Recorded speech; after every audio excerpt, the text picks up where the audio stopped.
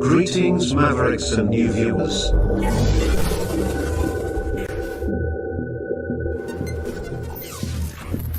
Tonight, direct and live from the Maverick News Network World Studios. This is Maverick News with Rick Walker.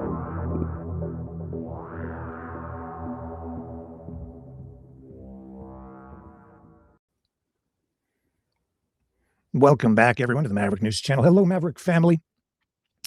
America divided, America broken. I would say that to some, especially those involved directly in these ICE protests on both sides, I'd say that to them, this already is something of a civil war. Today we saw a protester shot in the hand.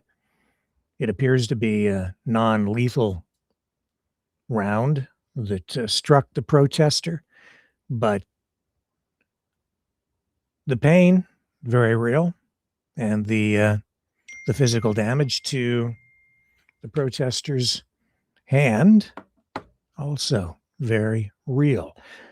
Yesterday, day before, I said it's not a movie when Alex Preddy was shot. And that's true. It's not a movie when someone really does get killed. It's not just a movie. But what we're witnessing in America tonight is, in many respects, a movie. I'll explain when we come back after this.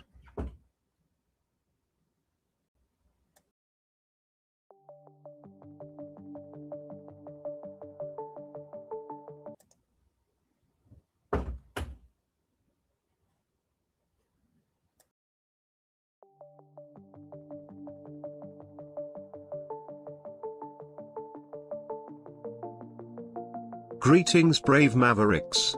Our quest for truth continues. We go beyond fake news. Together we expose propaganda. Together we pull others out of rabbit holes. We are maverick thinkers. We are all unique individuals, defenders of individual rights and freedoms, credible, trusted, grounded in reality. Maverick News, Maverick News. Defending free speech, free speech. Donate at freedomreporters.com. Do it now. Tomorrow may be too late. Maverick News. The world is watching.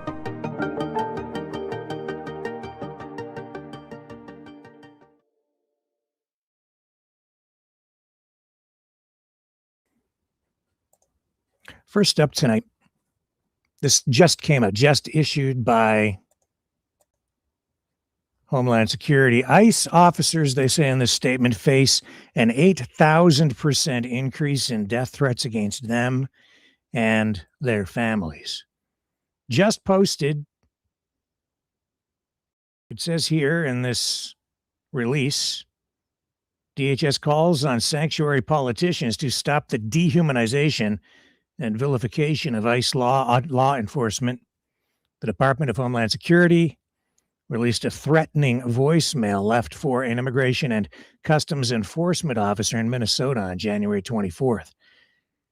Our law enforcement officers are now facing an 8,000% increase in death threats against them and more than 1,300% increase in assaults against them, while they put their lives on the line to remove murderers, pedophiles, rapists, gang murder members, and terrorists from American neighborhoods. A transcript of the voicemail is below. I will share it with you here. I will read it. You're a effing fascist pig. You should effing kill yourself. I hope your wife dies. I hope your mom and dad die. I hope everything wrong that could go in your life happens. I hope you have the most miserable life. I hope you get hit by a bus.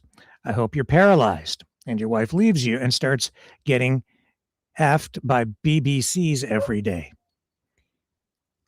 You are a traitor to the American people, to the values that made our country. You should kill yourself. You're effing disgusting. I hate you. Everyone hates you. You're a effing murderer. All of your friends are effing murderers. Your bosses are a bunch of pedophiles. Kill yourself. Below is a statement from Assistant Secretary Tricia McLaughlin, which reads as follows. Our ICE law enforcement officers are now facing an 8,000% increase in death threats against them and more than 1,300% increase in assaults against them, while they risk their lives every single day to remove murderers, pedophiles, rapists, terrorists, and gang members from American neighborhoods. Make no mistake, threatening rhetoric and this unprecedented violence against our law enforcement is incited by sanctuary politicians through their repeated vilification and demonization of law enforcement.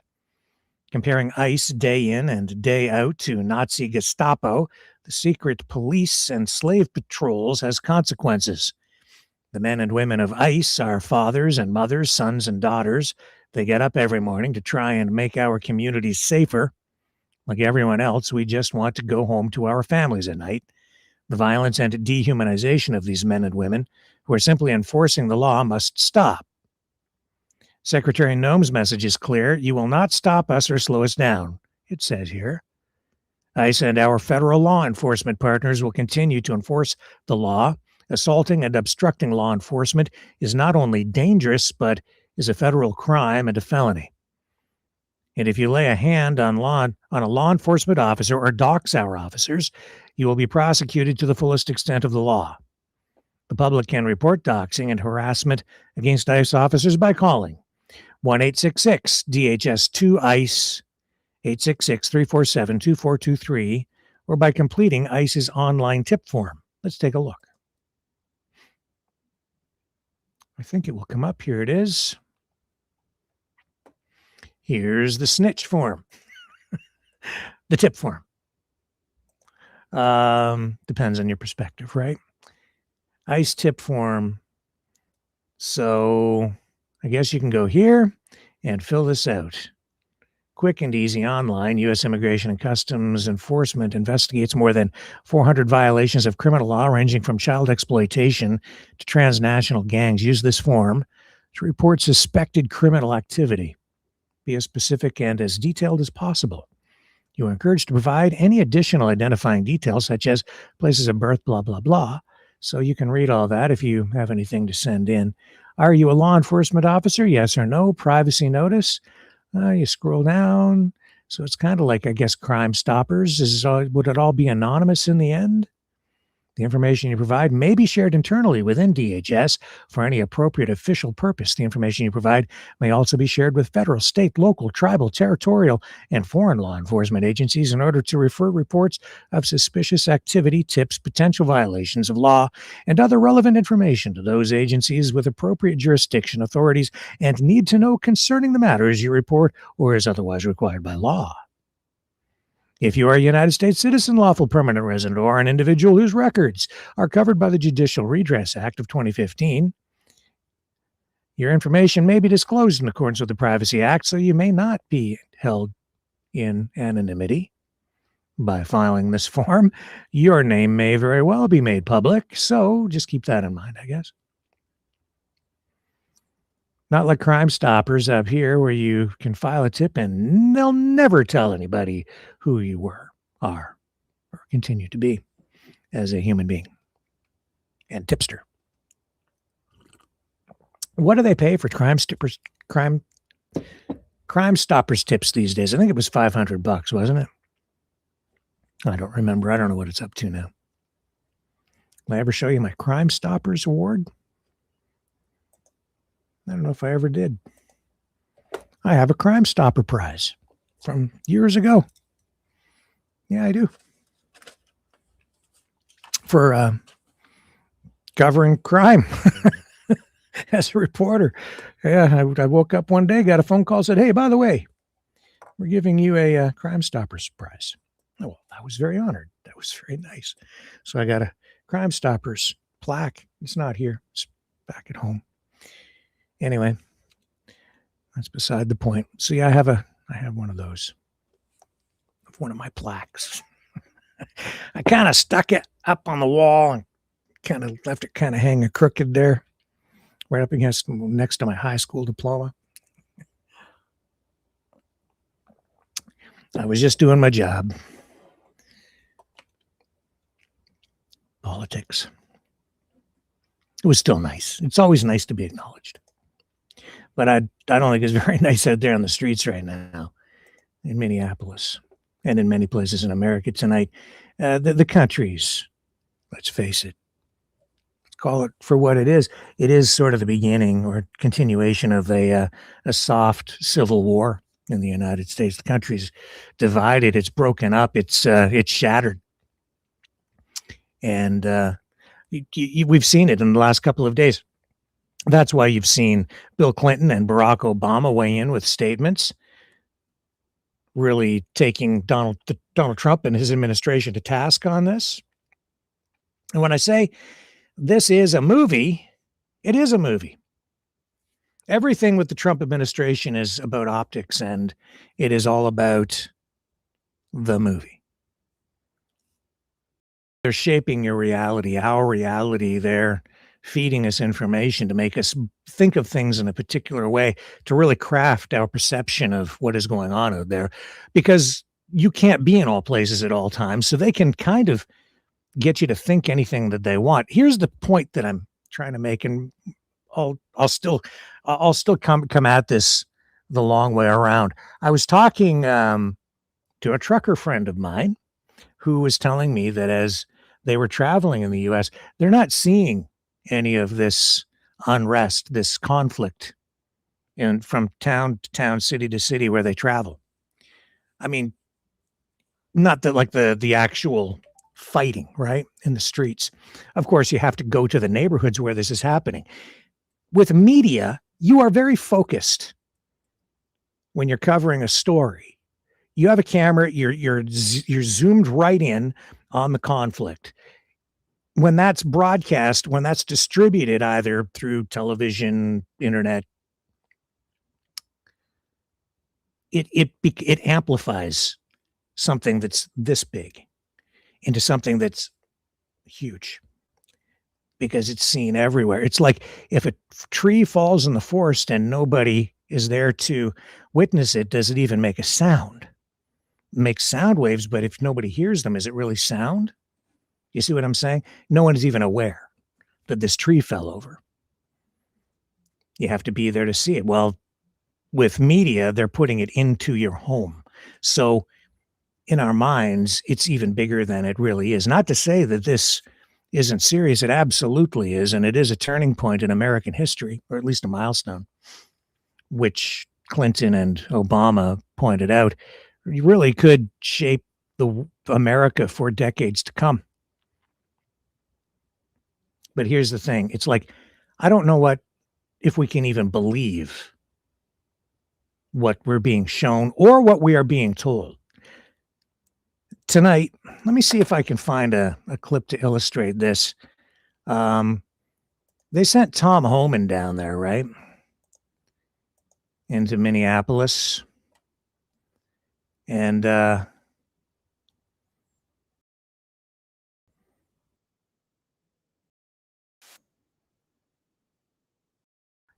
I'll tell you what, let me take a little break. I'm going to find the clip, and when I come back, I'm going to show you what I mean. I'm going to zero in on this thing, okay? So don't go.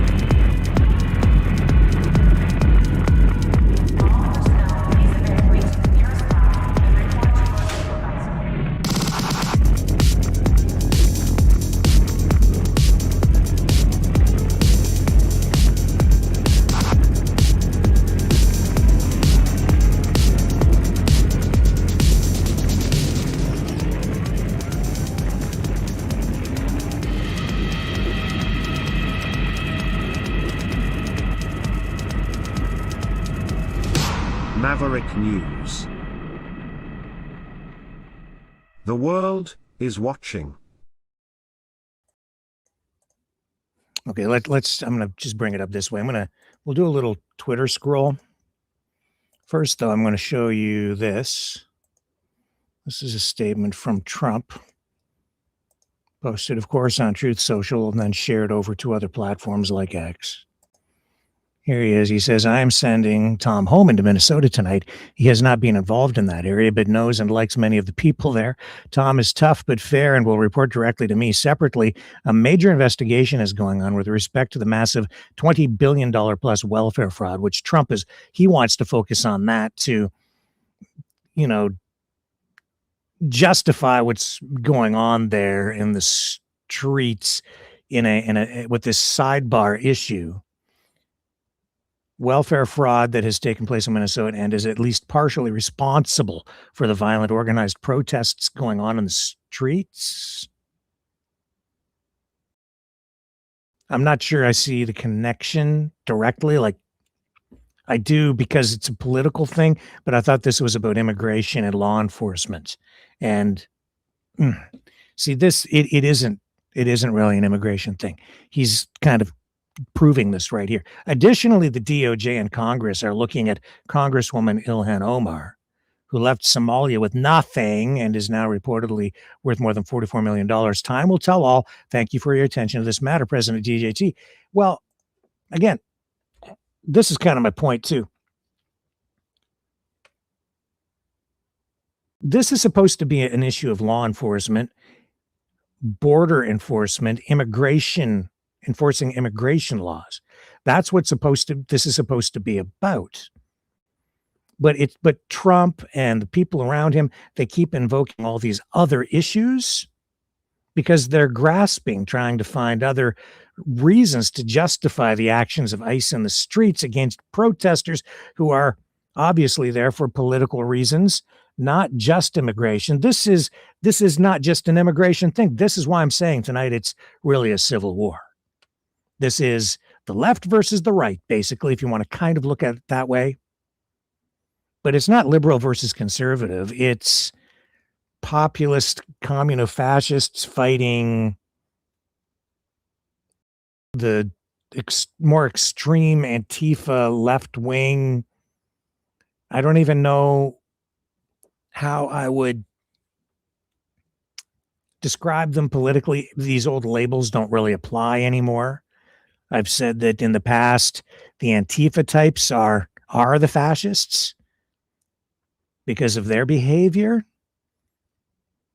I could still characterize them that way, but the people on the other side are acting that way too. What's the old saying? Nobody's right when everybody's wrong.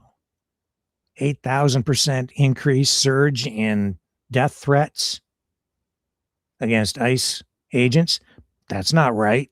We've seen in the last 24 hours a hotel vandalized, protesters getting, I would say, violent and destructive out in front of this hotel, a Hilton, trying to get in, where I think there were 2 ICE agents staying there, and they came down, and then the ICE agents were being, kind of standing in the doorway with their weapons, pushing back. And it's a terrible situation.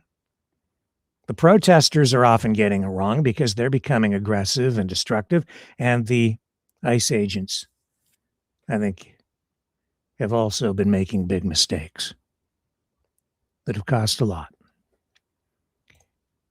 Back to why this is a movie and why I'm not sure we should even be believing what we're seeing. Let's go to this Twitter feed, and we'll pick up Homan in here somewhere. But this is Caroline Levitt. Says here, she shocks fake news by holding up proof of border czar Tom Homan used to be heralded as a hero by Democrats. I would remind everyone in this room that it was former President Barack Hussein Obama who awarded a medal to Mr. Homan, blah, blah, blah. Okay. So they're spinning narratives, right? Trying to come up with arguments to support their side. Levitt, of course, being press secretary, that's a big part of her job. This is a Washington Post headline from 9 years ago, 2016. Meet the man the White House has honored for deporting illegal immigrants. And I would remind everyone in this room that it was former President Barack Hussein Obama who awarded a medal to Mr. Homan. So he's obviously very qualified. He has the full trust and faith of the president. He will continue to have these meetings in the hopes that ICE and local law enforcement can cooperate and work together to have successful immigration enforcement, as we've seen in almost every other state across the country. Okay. However, I would say what we need to do is judge each incident based on the facts surrounding each incident and take it from there. But this is politics. Okay, this is the clip I think we were looking for. Let's just see what he says here. This is Homan. 6% decline. 96% less people are coming. How many women aren't being raped? How many children aren't dying making that journey? How many women and children aren't being sex trafficked into this country every day? How many known suspected terrorists aren't just walking across that border? President Trump and this administration is saving thousands of lives every month. Hard stop. That's just a stone cold fact. I'm just proud to be a part of this. I work with Steve Miller every day. Steve Miller is one of the most brilliant people I've met in my entire life. President, 6% decline. 96. Yeah.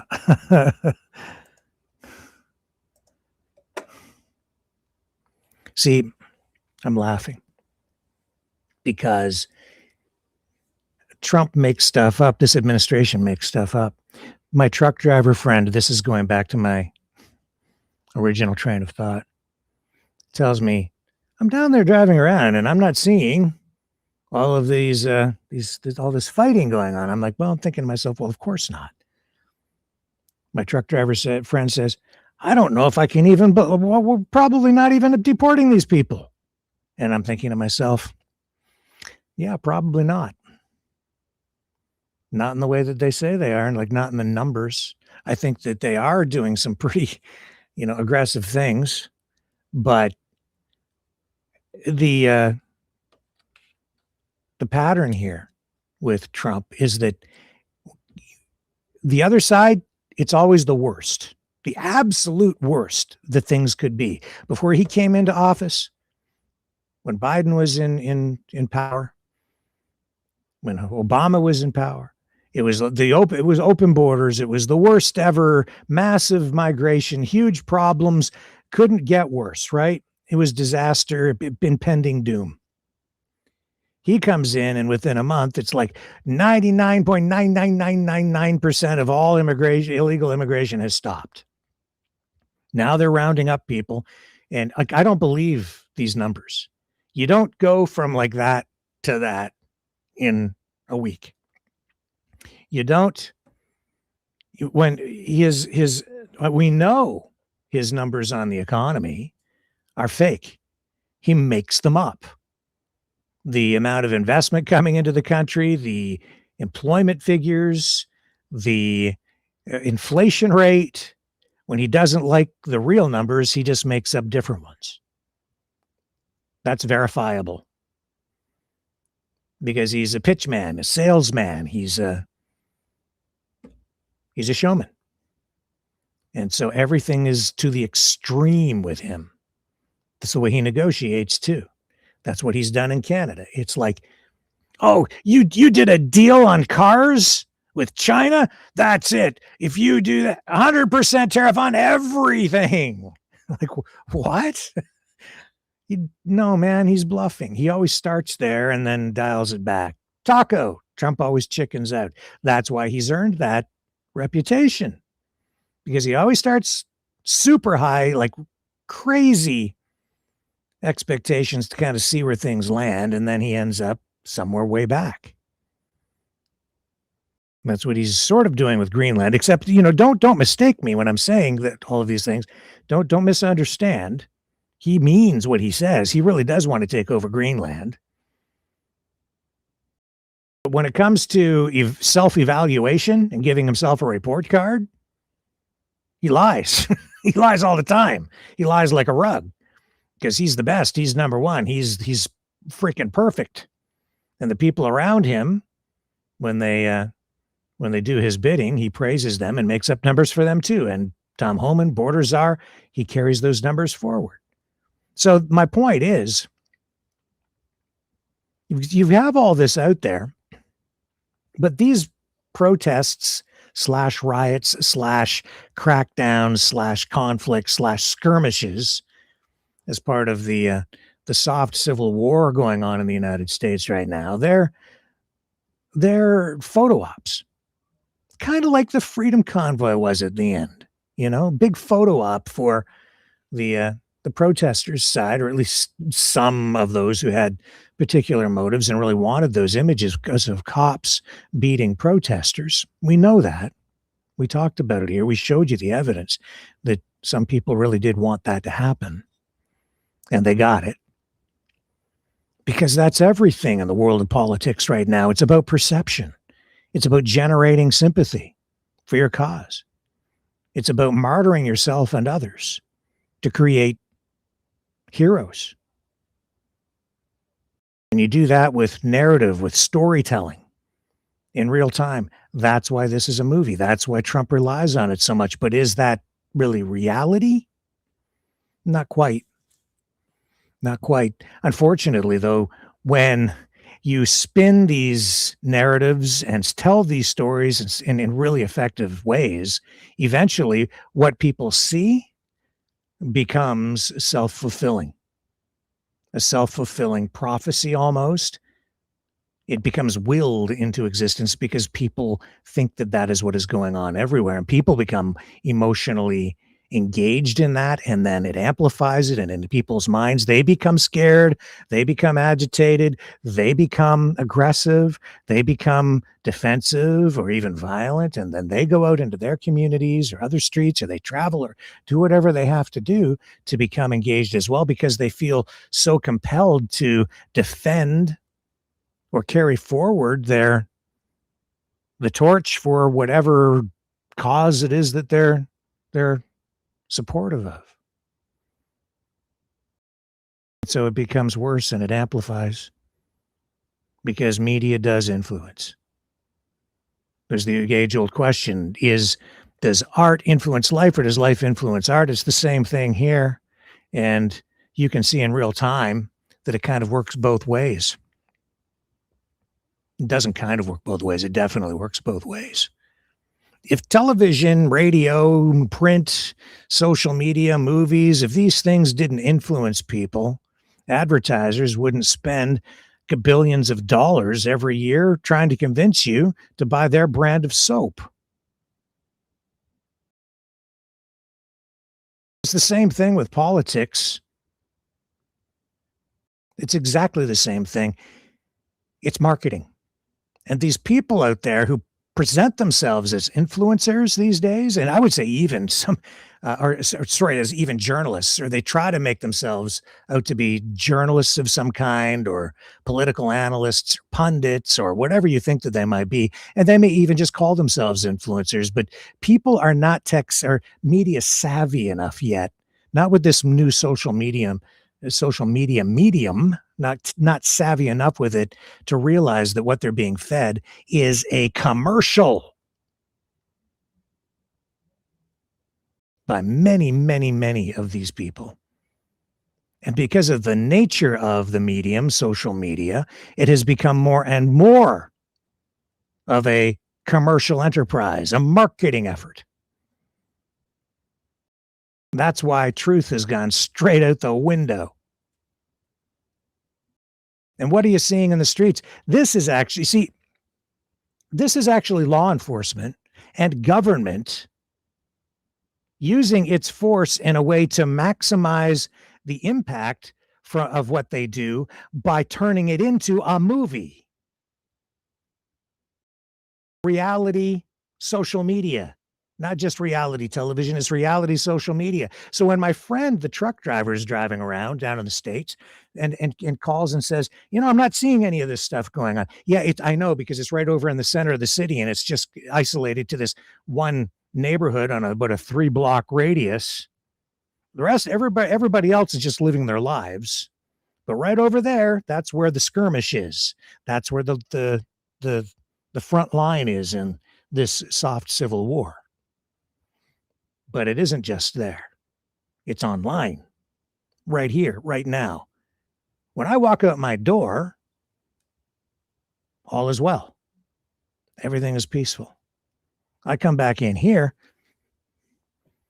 into Cyberland, and my head is just being filled with conflict, aggression, messaging, all designed to shape my perception of reality and get me engaged. The algorithms do that too. As I scroll through X, or on a limited scale these days, Facebook, but it's all designed to get those hormones and adrenaline pumping, and get you to react emotionally, to keep you looking and engaged right there. And for a lot of these people, that becomes the reality. That's why they're out on the streets behaving the way that they behave. And it certainly affects those ICE officers as well, because they're getting it online. Plus, they're getting whatever conditioning and messaging they're getting when they're in their meetings with their superiors as ICE officers, and they get their marching orders and they're given the guns. And I don't know if they're getting proper training or not, but I kind of question that, based on what I've seen so far, because I've had quite a bit of experience covering police over the years. And what I've seen with these guys is very sloppy.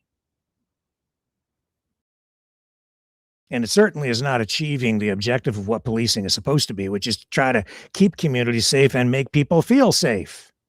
This is having the opposite effect. Because why? Because the Trump administration is engaged in showmanship. They're producing a movie every time they send those guys out. And then they spin the narrative on their side, just as the people on the other side spin the narrative on their side. Should they be their sites are right there. I'm not going to show you the videos of these doxing sites and doxing social media posts where they're putting the faces of the officers up and doxing them. These ICE officers, these protesters, they have a website dedicated to it. So of course the government, DHS, ICE, they're saying, well, look what these guys are doing. This is wrong. Well, yeah, kind of. Yeah, that's wrong. Because you're sort of targeting these people and encouraging people to even go to their homes and cause trouble, maybe even harass their families. You should never do that. So they're wrong.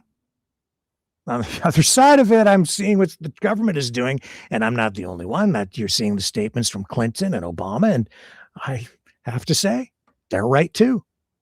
More than one thing can be true at the same time. Both sides can be right, except that everybody's wrong. They are doing those bad things, and the other side's doing the bad things too. But who has the courage to stand up and say that? Because then you get attacked by both sides, right?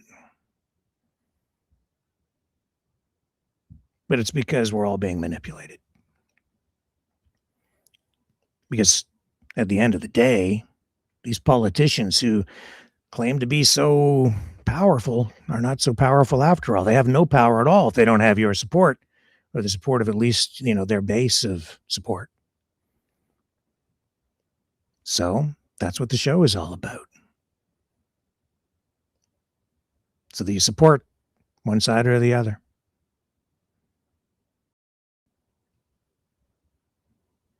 And it's scary and it's sad because it's destroying the country, and they don't care. In fact, I think some people, maybe all of these people want that. I don't want that. I don't want any of them hurt. On either side, I don't want any ICE officers hurt, and I just don't want anybody hurt. I want it to stop because it's not going to get you anywhere. Nowhere good. It's not solving the problems.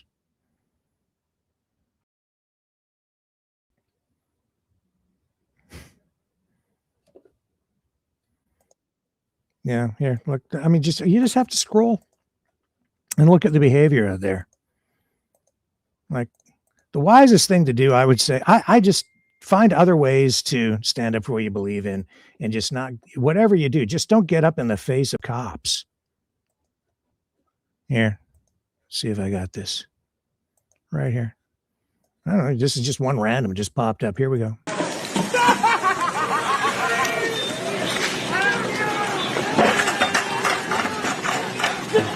Arrest them because they feel people come off, I guess. Okay, you flip this off, you're going to arrest them. Get the fuck off me! That's my husband!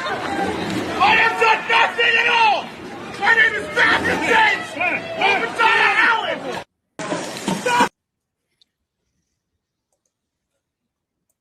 So then, okay, so now here we go, right? Now, oh, well, he deserved to get arrested. He was flipping off the cops. No, he has the right to protest. He shouldn't. He's allowed to flip off the cops. He wasn't doing anything wrong. Yes, he was. He was being disrespectful. Is that a crime? No, it's not. Oh, my God. Here we go. I know my position is on it. Grow a thicker skin, copper.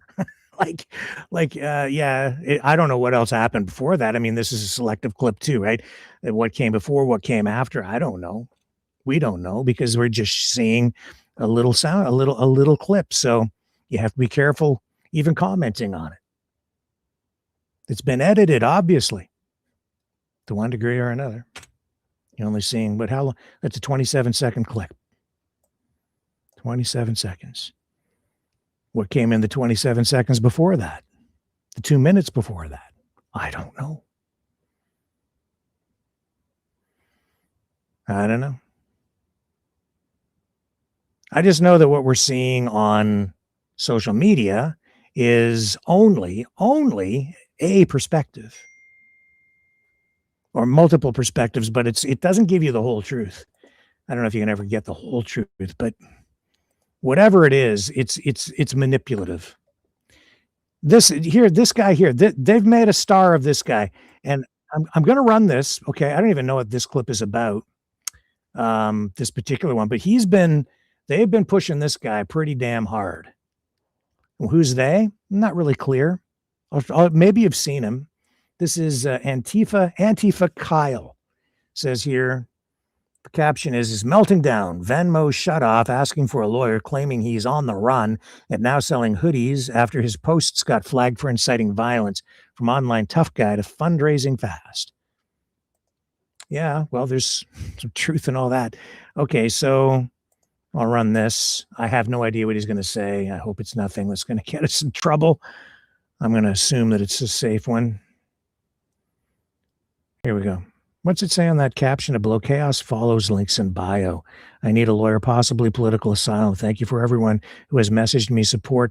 There are tens of thousands of you, and I am grateful for every one of you. Okay. Not sure what that means exactly. But this guy was telling people to get out there, and it was, it's go time. Let's go. Let's get out there in the streets, and this is it. And he's basically telling people to get out there and, stand toe to toe with ICE officers, which I'm like, no, not that way. Just go protest peacefully if you want to protest. Anyway, here's what he has to say here. The video I posted from the Alex Preddy murder, calling for direct action, calling for boots on the ground, calling for someone to stand against these murderers, was deemed inciting violence, and they're being bullied by the administration. Clearly, I don't think that they're gonna let them take my account down, but I don't know what they're gonna do, man. They're gonna silence me somehow, and they're having a hard time putting a bullet in my head. So we shall see what they do to get the job done.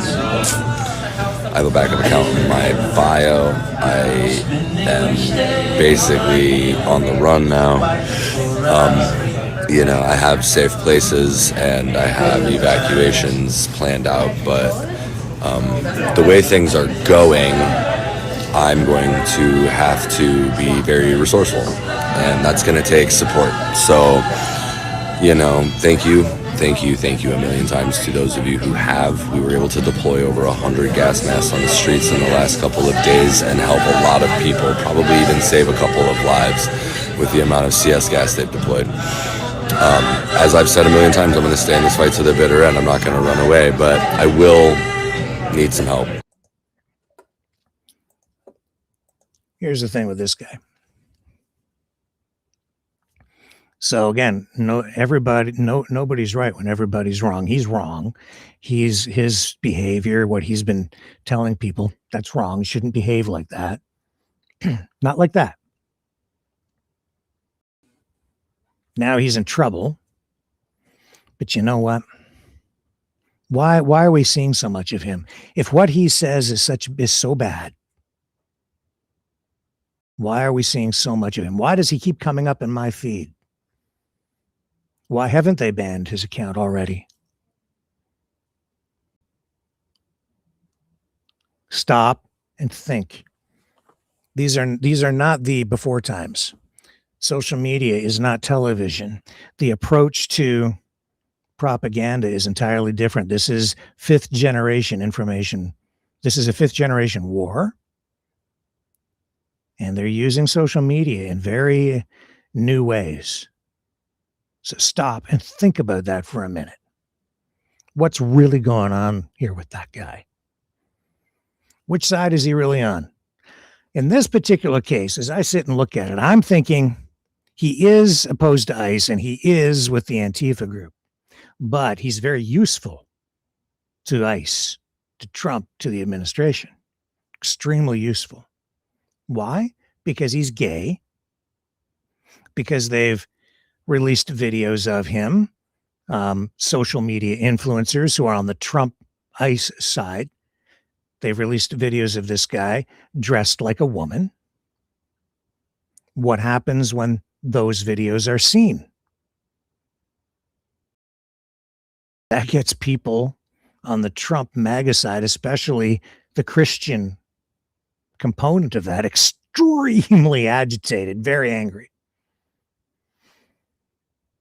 So if you want to build support, if you want to spin a narrative to mask over the deficiencies and shortcomings of your ICE officers who may have done something, made a mistake, maybe even a lethal one, maybe, you use this guy. How do you do that? Just let him talk. But then you amplify it. You make sure that those things are seen. You don't take it down.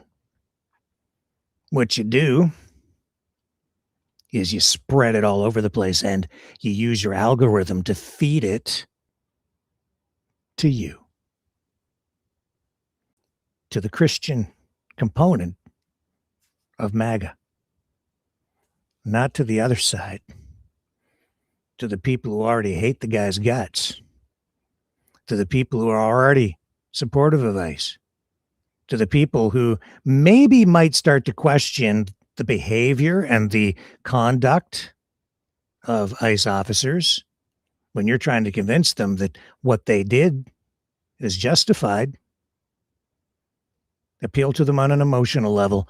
Give them something to be really angry about so that they're thinking about that instead of what the law says regarding the incident involving Alex Preddy or Renee Good. And more than that, by showing people this guy, that's really, let's face it, that's what they're fighting about in the streets, because it's the culture war. It's the war on liberalism, or as I would say more accurately, progressivism. LGBTQS plus rights. We hate the gay people. We hate the trans people. We hate, so you got those people. Then you have the gay people and the trans people and the Antifa people and all these other issues that are part of the culture war. So you see, that's what they're doing, folks. That's what they've been doing to you, to me, to everybody, to all of us, especially since the pandemic. They feed us stuff to get us angry. And you see, we think of it in sort of like black and white, left and right. Right is wrong, up or down. No. You think that they're going to feed you in your algorithm the things that you like. No. What they do is they feed you some things that you like to reinforce your beliefs. Then they feed you stuff that really gets you upset. because it runs contrary to what you believe or feel is right. And if they can put somebody in front of you who is like incredibly offensive to you on a moral level, like a cross-dressing gay man who encourages violence against ICE officers, well, yeah, that's what those people are like. They're all like that. That's dehumanizing in a way too, but not so much dehumanizing. It's turning things into a cliche in your mind, a negative cliche. They are effing with your brain, man. They're effing with us. And then my truck driver friend. I think my truck driver friend had a very good point that was made inadvertently. I bet you they're not deporting as many people as they're saying. I bet you the border is not nearly as secure as they claim it is. I bet you there are still lots of people getting into the country illegally. I bet you they're lying about the numbers. I bet you when he says President Trump is saving thousands of lives a month, that statement alone seems so exaggerated as to be pretty much unbelievable to me. Saving all these people from rapists and pedophiles and mass murderers, I have no doubt that some of these terrible people have been deported, and they no doubt have cracked down on the border considerably. I think maybe, but maybe not. Because I can't believe anything they say anymore because they make so much stuff up. And when I'm seeing even this tonight, this statement from Homeland Security on the 8,000% increase in death threats against ICE, I'm like, whoa, 8,000%? Could be. But even that, you know, you can make numbers lie. Like if you really look at numbers objectively and you use proper methodology, numbers don't lie. But if you twist numbers or manipulate them, include things that might not be included, include categories or skew your definitions in order to include certain statistics, you can make numbers say a lot of things. So an 8,000% increase, I just look at that and that's like such a massive jump. I suppose it's possible, but I question it because these government agencies like DHS, even, you know, the Center for Disease Control now, it's all been politicized. You go look at the website for like CDC or these other government agencies that deal with public health, and they have completely flipped what is on there as being factual from the Biden administration, especially on issues like vaccine. So one day we have this narrative on safe and effective, and then on the you flip it around now because you just have a different political group in power, and they it's all different information on what's healthy and what's not, what isn't. So if you're comparing the two, it's like, well, I don't know what to believe anymore. And it's the same thing here. And that's part of the tragedy because we've come to believe or rely on government institutions to be, especially at that level, like you go to the hospital, you're hoping that the doctor tells you the truth or that they use real science to give you really valid information. But now we don't know. The information you're supposed to accept is the official narrative from the government when the government before had a competing narrative or a competing information, which is opposite. So who do you believe? Now they've created a situation where it's like, well, I'm going to choose what I believe. That's no damn good. That doesn't serve the public well at all. That's terrible.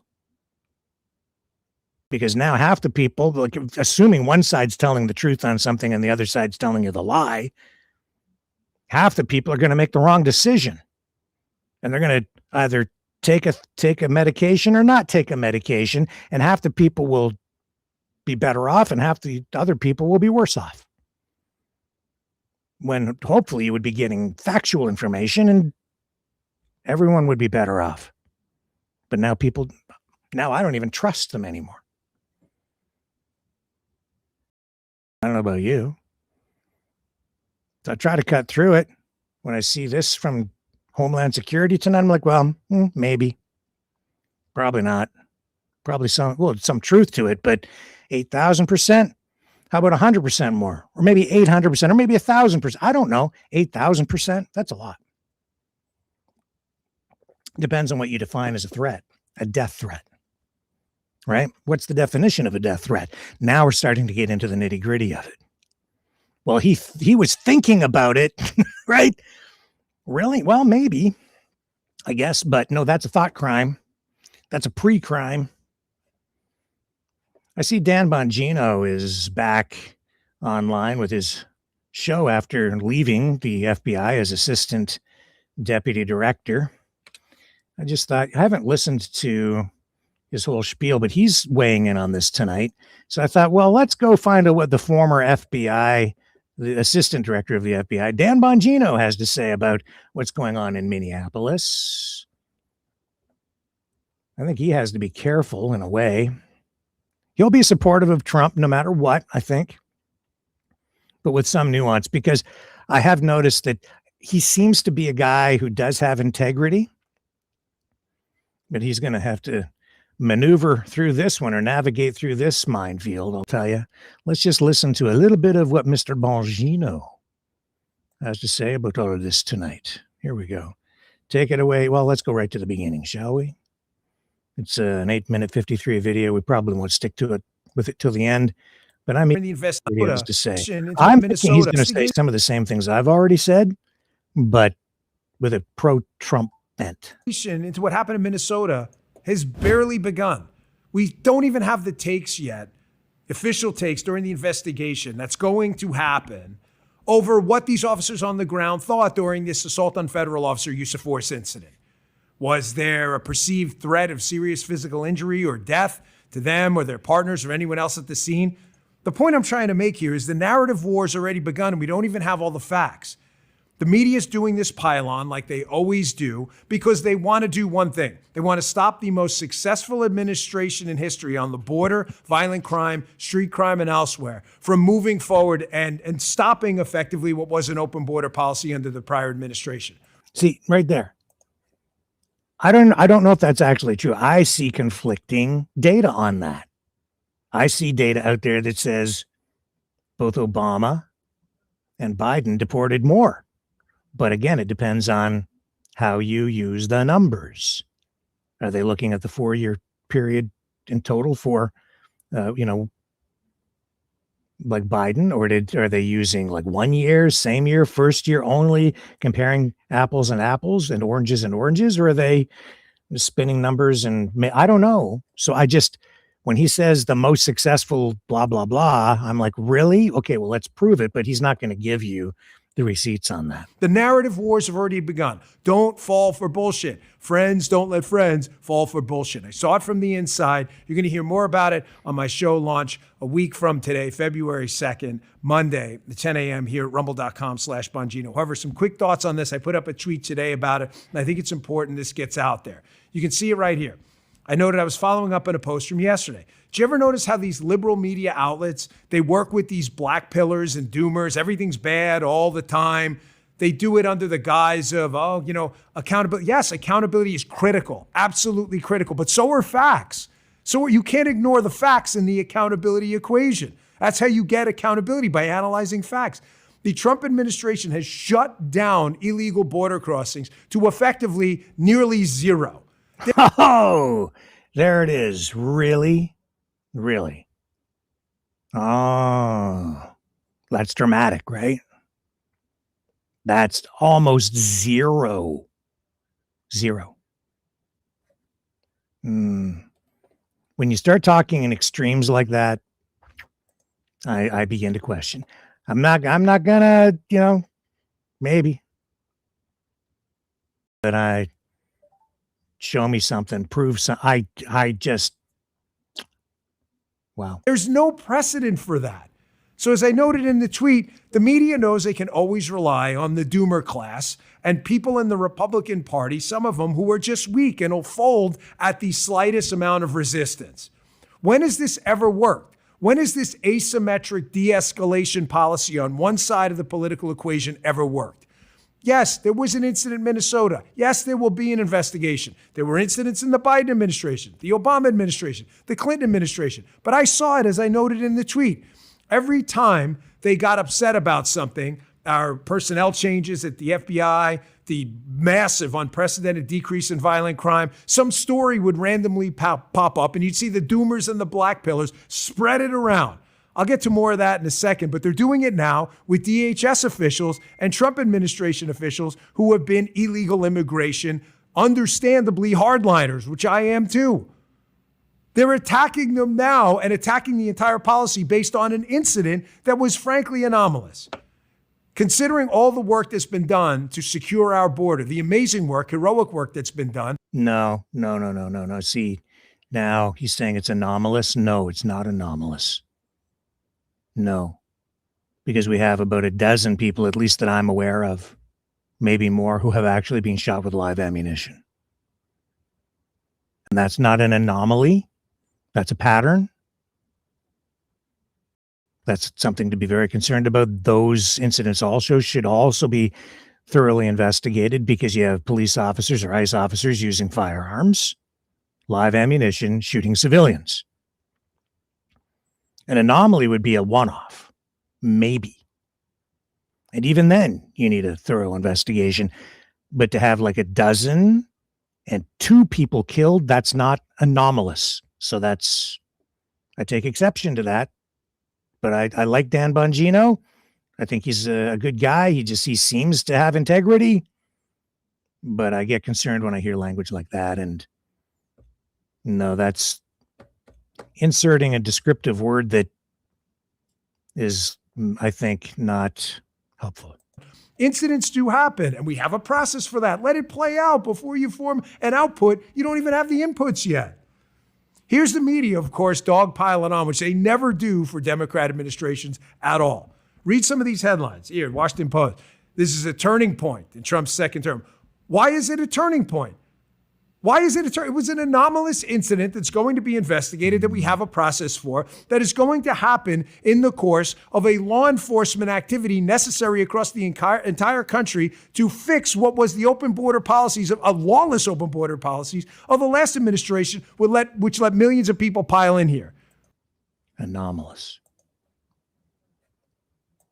That means like extremely weird, very, very, very weird, and like hard, never really it's just an anomaly. Not part of a pattern, never happens, virtually unprecedented, happens, 1 in 200 billion million. That's an anomaly. Never seen this before in my career. It's anomalous. No, I just told you why it's not really anomalous. How many times was Alex Pretty shot? I'm going to look it up. Let me just find out here. So this is the other thing. It's like, what the hell was going on? How many times did they shoot that guy?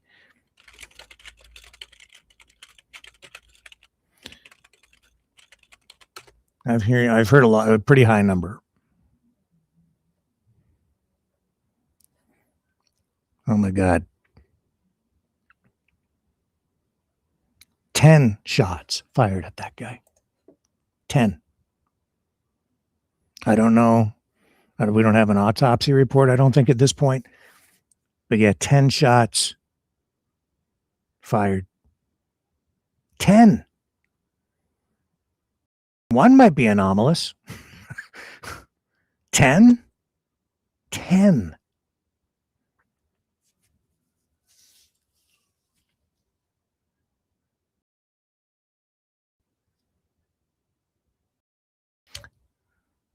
There was a shooting of a guy at a farm a long time ago. Just came to mind. involving Ontario Provincial Police was a long time ago. Police were down looking. They'd received a report of someone in a home, I think maybe suicidal. I have to remember the story. It's so long ago. Anyway, with a gun. I think possibly threatening to kill himself. Something to that effect. I don't remember all the details. Just I'd have to look it up because it was so long ago. But I remember it turned into tragedy because they went to the wrong house. And the homeowner, a man, came out of the home in the dark carrying a shotgun because he heard something outside. This was out in the county, not in the city. And the cops had surrounded his home. And because he was carrying the gun in the dark, and they saw this man with the gun, multiple officers shot him multiple times, and he was killed. That was an anomaly. That rarely ever happens. That was a tragedy. I remember covering that story.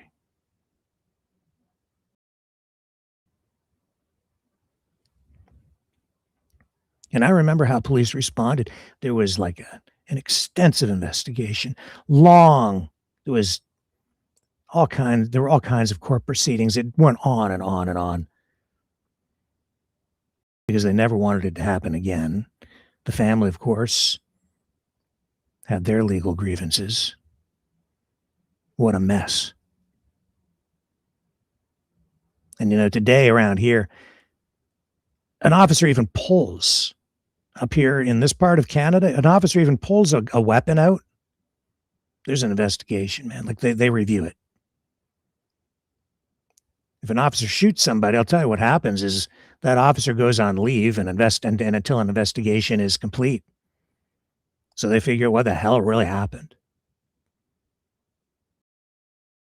I saw yesterday a report that indicated the officer that shot Renee Good is still on the job.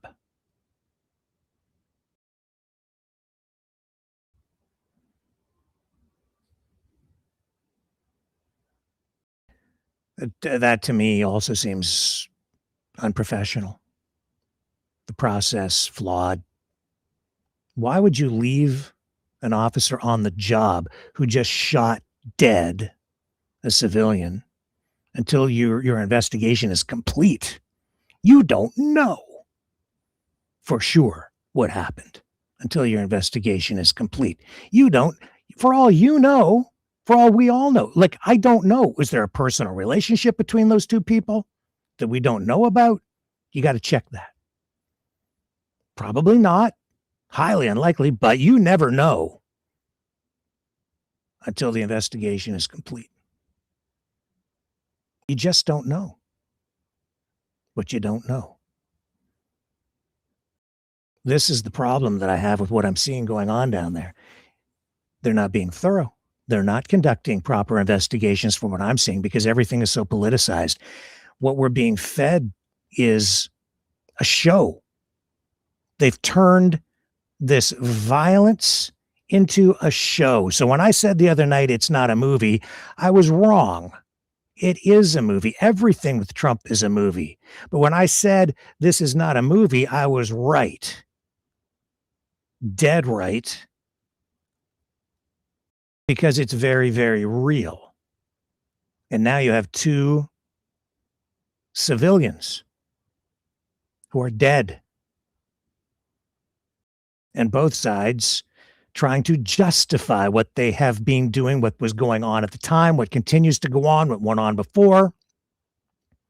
I see an administration down there reaching for retroactive justification for these shootings, which is irrelevant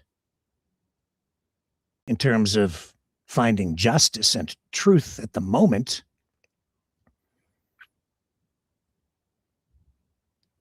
The question is, what happened at the moment of the shooting? Was there an imminent threat? Was the officer justified at that moment based on the circumstances known at that moment in doing what was done? You can't use retroactive justification to get somebody off the hook. Not if you want a true justice system, not if you really do believe in the rule of law. Not if you want to maintain trust in your police, in your justice system, in your government, in your country.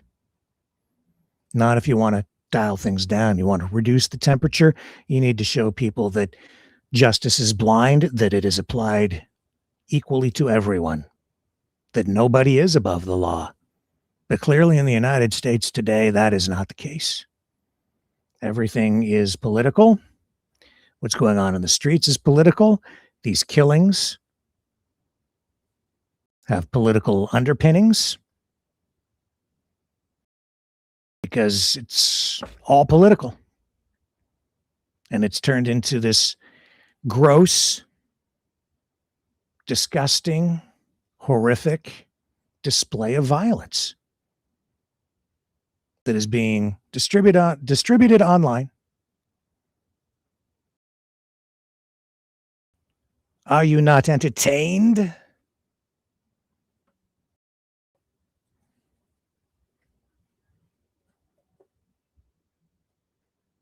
I'll be right back.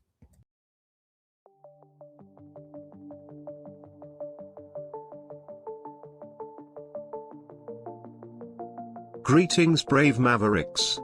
Our quest for truth continues. We go beyond fake news. Together we expose propaganda.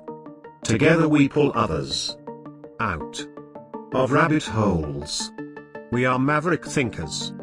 We are all unique individuals, defenders of individual rights and freedoms, credible, trusted, grounded in reality. Maverick News, Maverick News. Defending free speech, free speech. Donate at freedomreporters.com. Do it now. Tomorrow may be too late. Maverick News. The world is watching.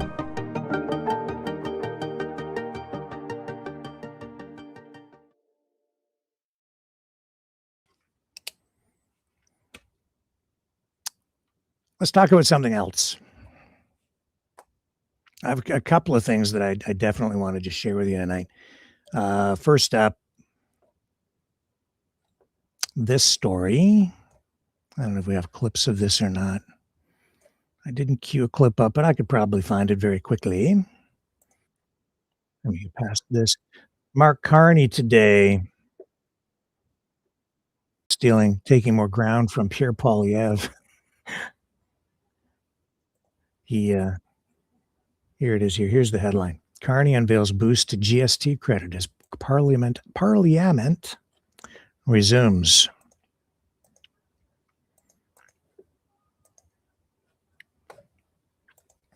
So you're probably seeing this on mainstream media. I'll show you the CTV headline.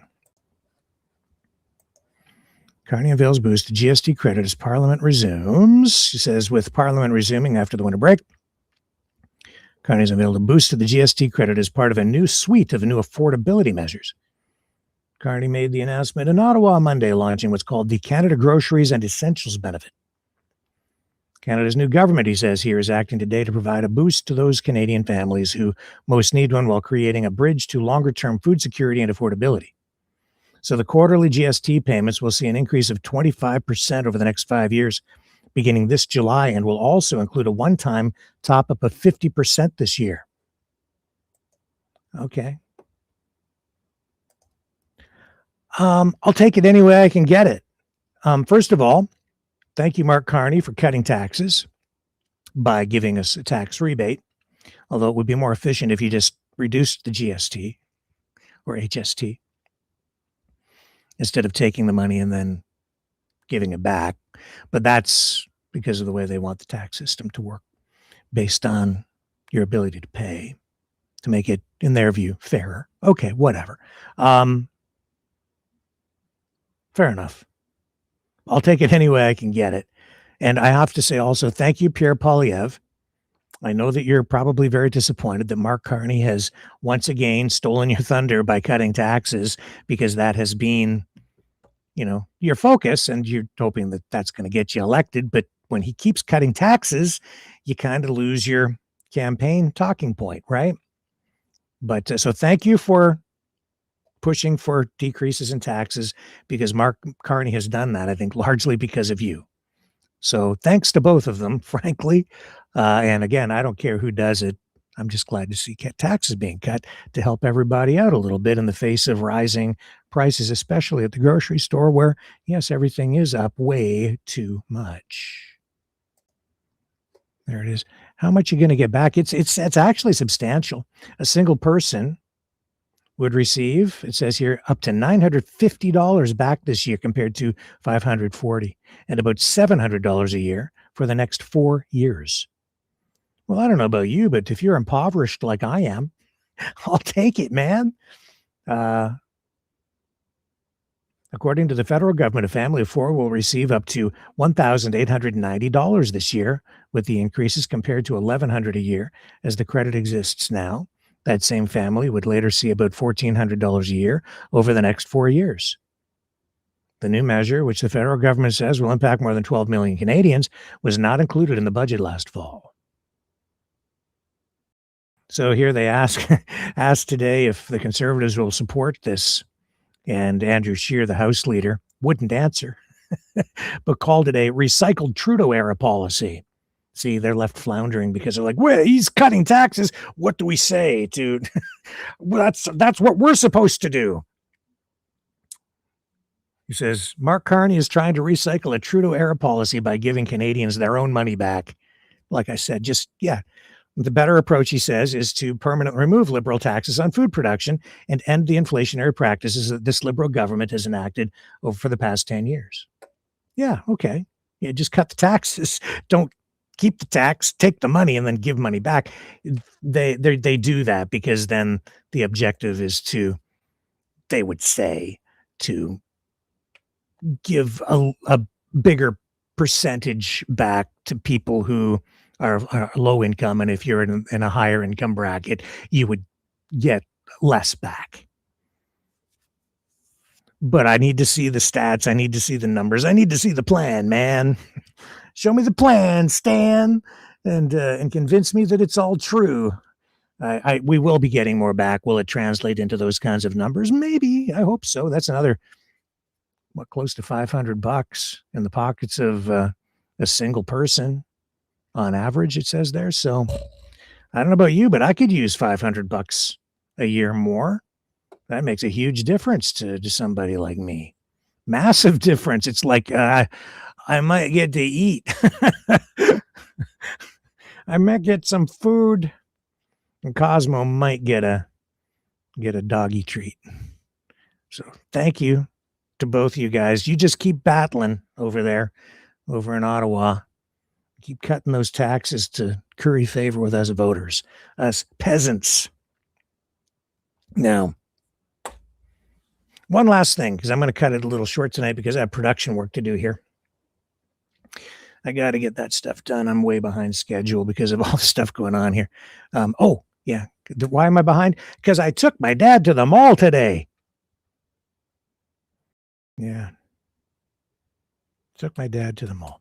I'll tell you about that at the end of this.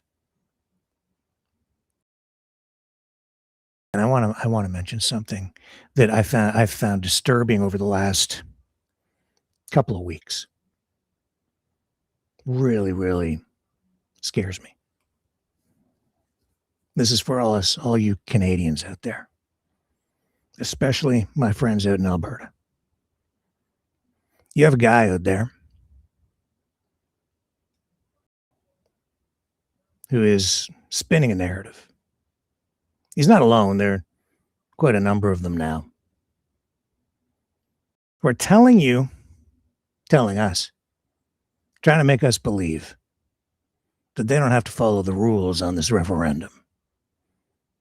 They don't have to follow the rules when it comes to separating.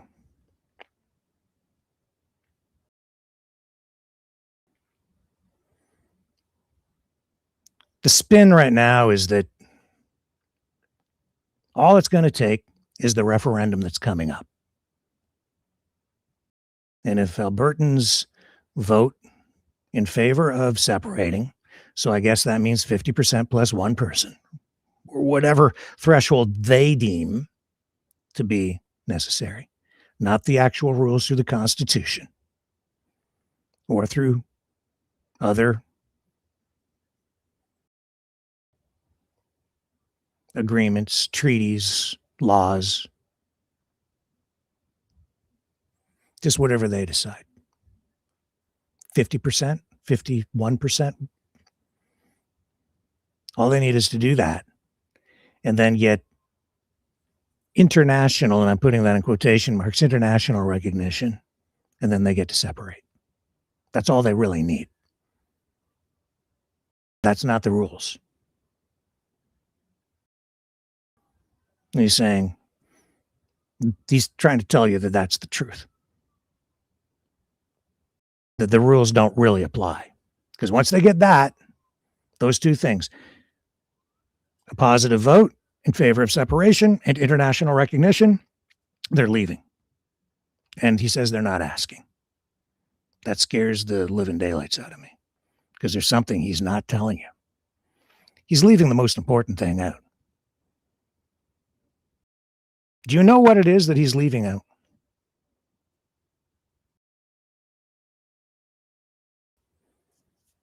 Let me clarify further. He's saying you only need to vote to leave in this upcoming referendum and then get international recognition, which is going to come from where? Well, they've already been down, these separatists, talking to the State Department. They've already revealed that the Trump administration has offered up a $500 million loan to help them with this separation campaign. And that if they get a positive vote, the Trump administration will recognize Alberta as a sovereign country. Because the rules don't apply. They're making up new rules, making up their own rules. So the Clarity Act won't matter. Treaties with the 5 First Nations, or the 5 First Nations treaties out there, rather, that were signed many years even before Confederation, won't matter to them.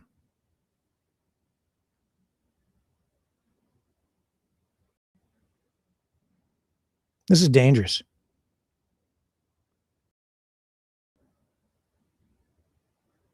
Because what he's not telling you, have you figured it out yet? What does that mean? I'm asking you. They're not going to follow the rules. They're going to try to leave illegally. It's going to become the separatists and whose army?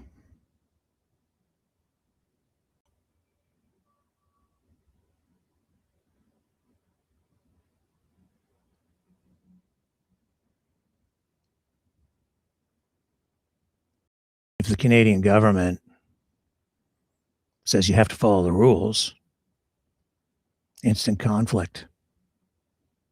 How far are you willing to go to separate? How far are you willing to go on the other side to keep the country together? How far is the Canadian government willing to go to keep the country together?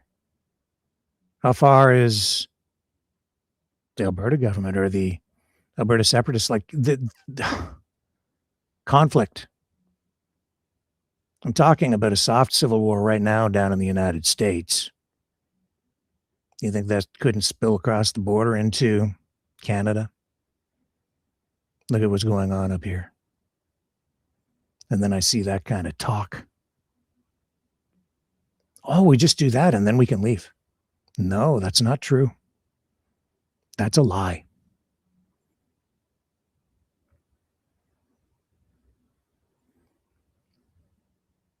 You break the rules. There's at least one more thing you have to do.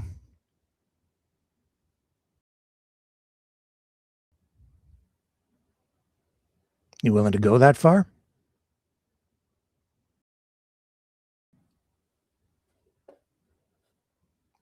Do you understand what I am saying?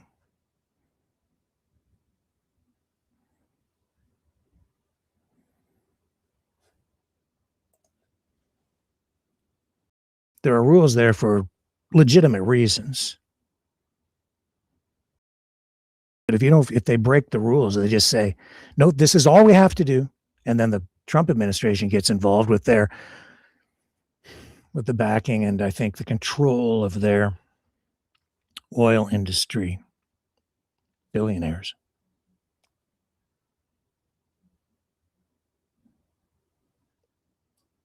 Conflict.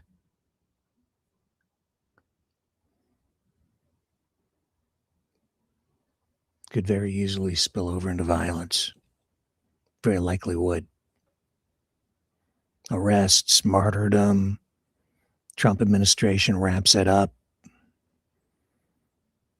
Oh, now they have to intervene, liberate us from communism, from this drug-laced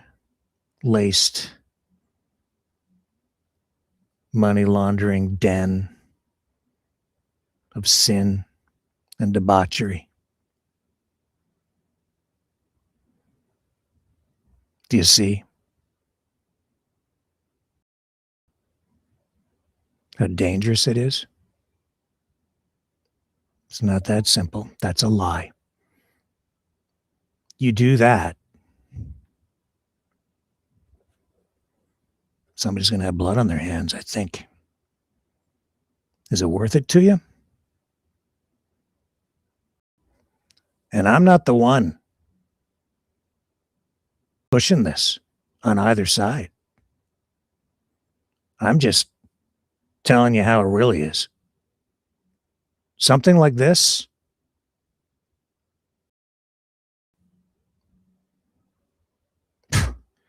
just vote. They'll support us. We're out of here. It's a lie. You vote, Trump supports it. The Canadian government backed into a corner. Something's going to happen. Don't know exactly what. Can't say. I just know that that's a setup for conflict.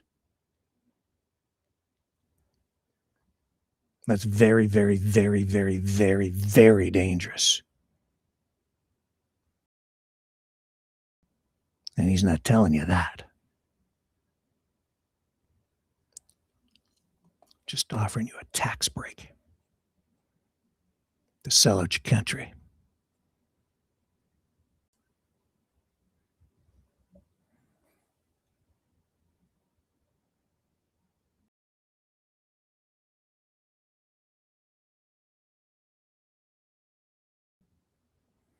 I did take my dad to the mall today to do laps.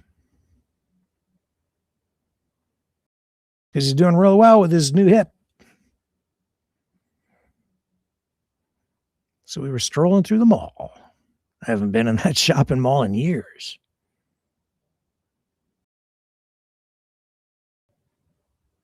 Brought back a lot of memories for me.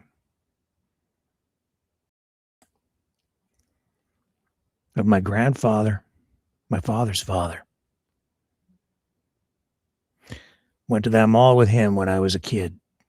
He didn't live around here. He lived so far away up in North Bay, Ontario. Great white north, the real white north.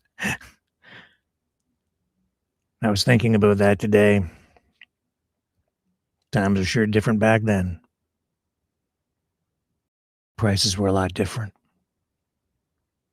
I was just a kid. It was a big deal to go to the mall. Back then, it was a social thing. Kind of like it was during the pandemic. I went in there without a mask.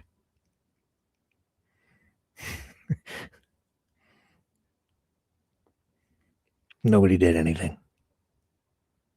It was all fine. I didn't make a spectacle of myself. I was like, I'm not putting this thing on. I hate it. I'm not going to do it. I'm not doing it. I don't shop where there's... I never did.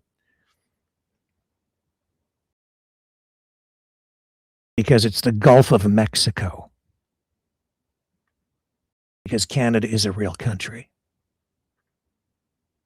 Because my grandfather worked in construction and literally helped to build this country in his way, as millions of other Canadians have. Because my father helped to build this country, because millions of Canadians have done their part to build this place, this incredible place, with all of its warts and flaws and conflicts.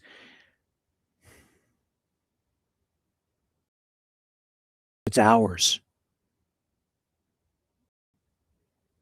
It was his. It's my dad's. It's mine. It's yours. It will be.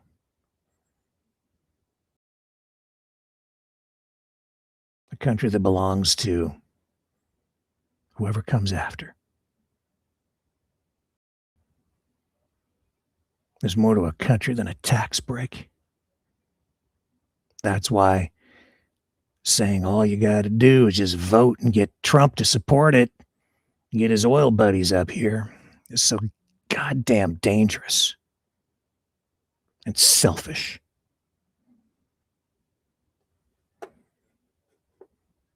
Especially now. The world needs Canada right now.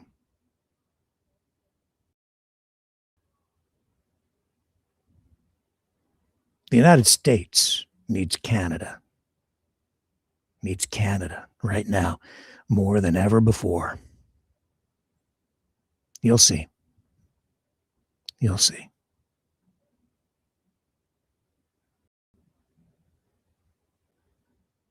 A strong, stable, sovereign Canada. That's how we serve the world, the United States, ourselves. Love you guys. See y'all back here tomorrow, 7 p.m. Eastern. On the flip side.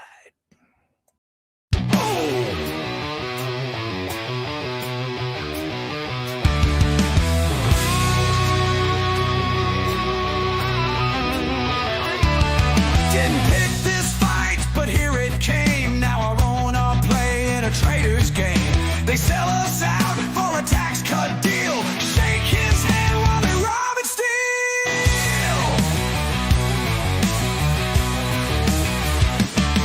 They call us blind, they call us weak, but they're the ones on their knees to the thief. Wave our flag while they burn it down, marching to the sound of a tyrant's crown.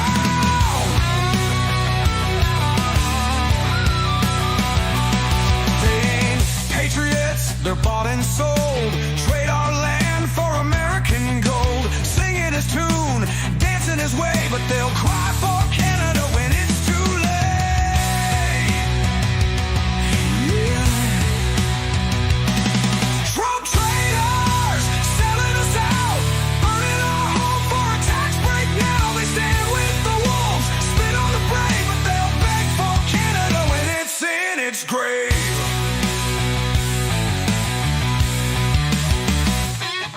They talk real tough, but they bow real low, licking his boots while they put on a show. They chant his name, raise their fists up high, while the real ones fight to keep keep us alive. They don't fight fair, they twist the truth, say they're the future, but they kill the roots. They laugh now, but watch them run when the north wind howls and justice comes. Traitors, selling us out, burning our home for a tax break now. They stand with the wolves, spit on the brave, but they'll beg for Canada when it's in its grave.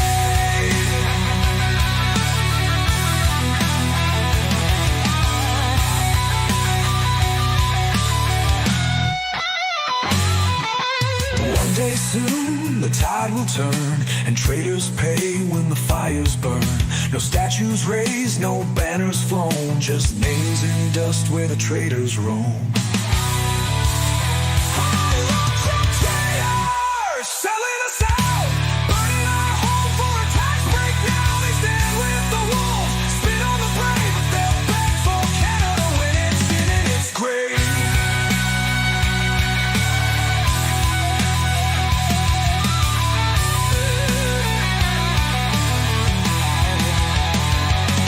Trump traitors! Trump traitors! Trump traitors! Trump traitors! Trump traitors!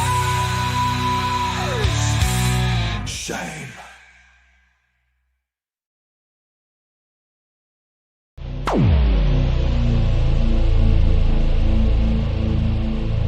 This has been a Maverick Multimedia production.